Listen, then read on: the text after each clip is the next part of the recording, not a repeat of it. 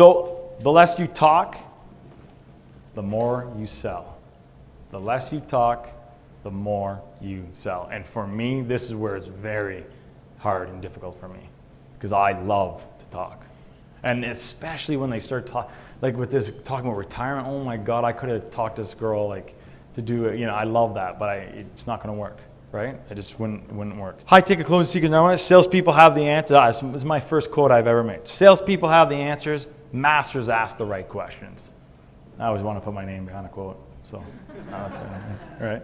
So what are the questions we have? We have open and close-ended questions. We have negative, positive questions. We have opposite direction questions, the I don't know questions, and there's many more. I'm going to be focusing on open-ended, close, and opposite redirection questions. So close-ended questions, these are type of questions that usually call for a yes or no. This is the type of response. So example is, Mr. Prospect, are you happy with your existing products? Yes or no.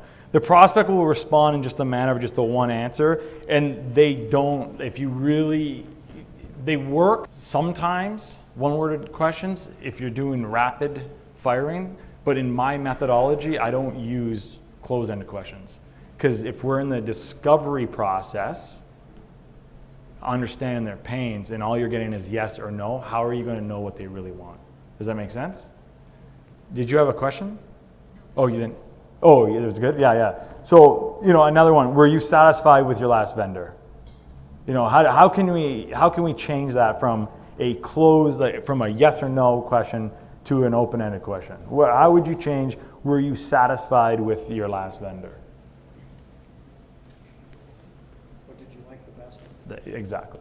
Yeah. Go on. Is there another one? Was that it? I love it. Stand up and say that. Earl. No, because no one heard that. So you got to stop. Scream. Sure. Instead of asking, were you satisfied with your last vendor, you ask the question, and it's called the magic button question, or the magic wand question. If you had a magic button or magic wand, and you could change anything you wanted to change about your previous vendor, what would it be, and how would you change it?